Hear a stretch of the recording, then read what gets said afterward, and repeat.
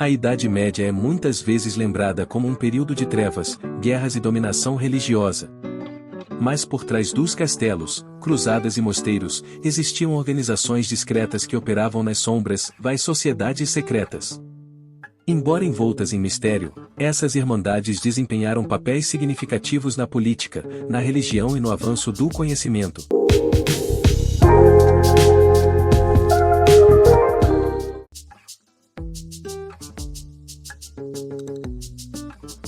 Entre todas as sociedades secretas da Idade Média, poucas despertam tanto fascínio quanto os Cavaleiros Templários.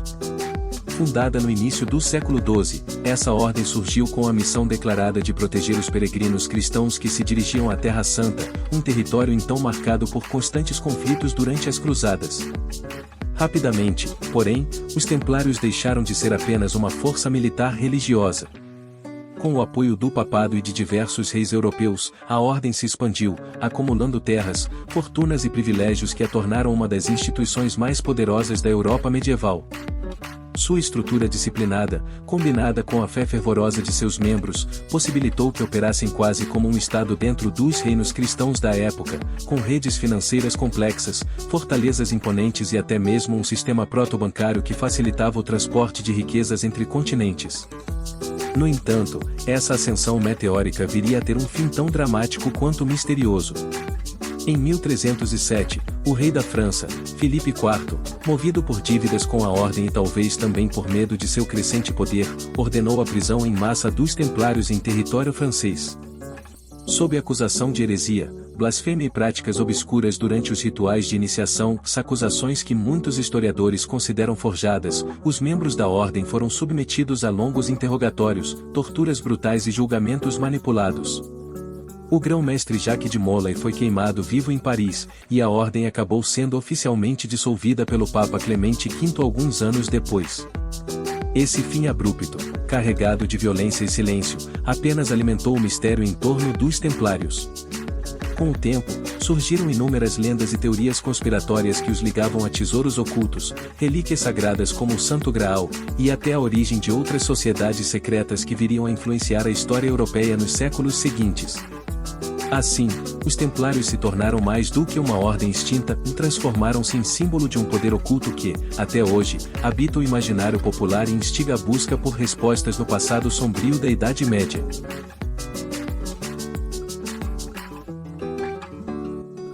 Os alquimistas da Idade Média são frequentemente lembrados como figuras excêntricas, obcecadas pela transformação de metais em ouro ou pela busca da mítica pedra filosofal. No entanto, sua atuação ia muito além dessas ambições materiais. Muitos deles faziam parte de círculos herméticos que cultivavam e protegiam saberes antigos, herdados de tradições egípcias, gregas e árabes. Esses grupos viam a alquimia não apenas como uma ciência, mas como uma forma profunda de espiritualidade, um caminho de transformação interna tão importante quanto as experiências em seus laboratórios. A transmutação dos metais era, para eles, um reflexo simbólico da purificação da alma humana, da busca pela perfeição e da união entre o homem e o divino. Os alquimistas medievais operavam em uma linha tênue entre o permitido e o proibido. Em uma época dominada pela autoridade incontestável da Igreja, a prática de experimentos que envolviam símbolos astrológicos, manipulação de elementos naturais e fórmulas codificadas era vista com grande suspeita.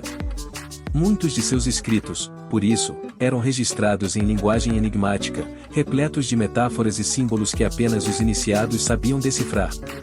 Isso não apenas servia como proteção contra acusações de heresia, mas também reforçava o caráter exclusivo e esotérico de seus conhecimentos. Apesar da repressão religiosa, a alquimia teve um papel fundamental no desenvolvimento da ciência na Europa.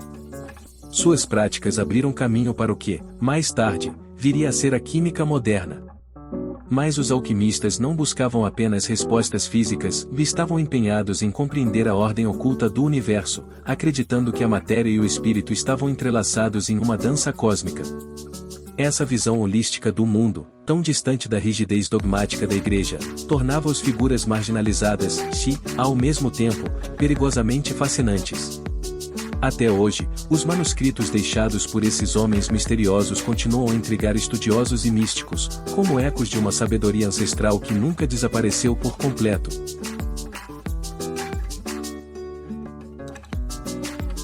Muito antes do surgimento da maçonaria como a conhecemos hoje, já existiam na Europa medieval confrarias formadas por construtores, pedreiros e mestres de obras que desempenhavam um papel essencial na edificação de catedrais, mosteiros e castelos. Esses artesãos não eram apenas operários, eram guardiões de um conhecimento técnico altamente especializado, transmitido de geração em geração com extremo cuidado. Para proteger seus segredos profissionais, desde cálculos de engenharia até técnicas de lapidação e simbolismo arquitetônico, essas guildas desenvolveram um sistema próprio de sinais, códigos e rituais de iniciação, garantindo que apenas os verdadeiros membros pudessem ter acesso aos mistérios de sua arte. Esses rituais tinham um valor que ia além do simples sigilo técnico. Com o tempo, eles começaram a incorporar elementos simbólicos e espirituais, transformando a prática da construção em uma metáfora para o aprimoramento moral e intelectual do indivíduo.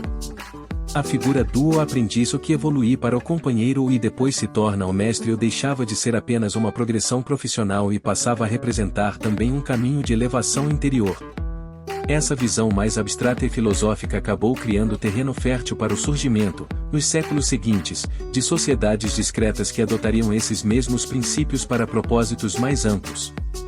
Assim, à medida que as grandes obras medievais se tornavam menos frequentes e a função prática das guildas declinava, algumas dessas irmandades passaram por uma transformação profunda. De organizações centradas na técnica da construção, começaram a se reconfigurar como espaços de reflexão filosófica, espiritual e até política.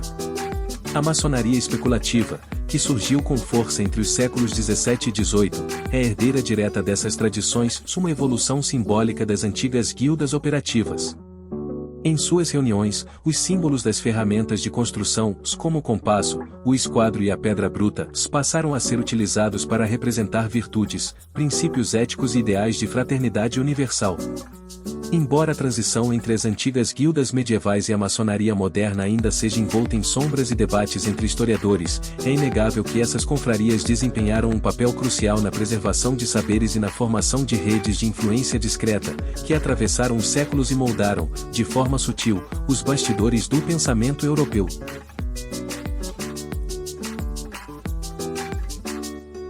Apesar das perseguições implacáveis, das rupturas internas e das inevitáveis transformações impostas pelo tempo, o legado das sociedades secretas medievais sobreviveu de maneira surpreendente.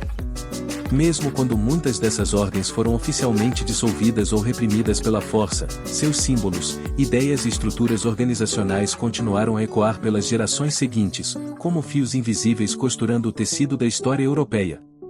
O que à primeira vista parecia ser o fim, revelou-se apenas uma metamorfose. Com o passar dos séculos, muitas das práticas dessas antigas confrarias foram ressignificadas e absorvidas por novas organizações, agora não mais centradas em funções militares ou artesanais, mas em princípios filosóficos, espirituais e até políticos. A maçonaria especulativa é um dos exemplos mais claros desse processo. Surgida oficialmente no início do século XVIII, ela herdou não só os rituais e os símbolos das antigas guildas de pedreiros medievais, mas também o espírito de fraternidade, discrição e busca pelo conhecimento que marcava aquelas irmandades.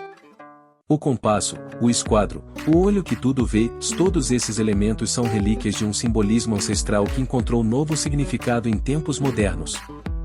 Da mesma forma, sociedades como a Rosacruz se apresentam como guardiãs de uma sabedoria antiga, muitas vezes com raízes alegadamente ligadas à tradição hermética, ao gnosticismo e ao misticismo cristão. Embora envoltas em mistério e frequentemente cercadas por desconfiança, essas ordens continuam a atrair pensadores, curiosos e buscadores de verdades mais profundas. Em muitos casos, atuam como redes de influência intelectual e espiritual silenciosa, mantendo viva uma tradição que desafia a lógica linear da história. O que resta dessas sociedades não é apenas um conjunto de lendas ou teorias conspiratórias. É também um legado simbólico que atravessa os séculos, persistindo em monumentos, manuscritos, e nas ideias de liberdade de pensamento, de autoconhecimento e de fraternidade universal. Ao longo do tempo, essas organizações se tornaram o espelho de um desejo humano recorrente, de compreender o invisível por trás do visível, o oculto por trás do aparente, e de pertencer a algo maior do que o mundo material pode oferecer. O que realmente aconteceu por trás dos muros dessas ordens? Até que ponto moldaram o curso da história europeia? Essas perguntas continuam a intrigar estudiosos, místicos e conspiracionistas, mantendo vivo o fascínio por esse lado oculto da Idade Média.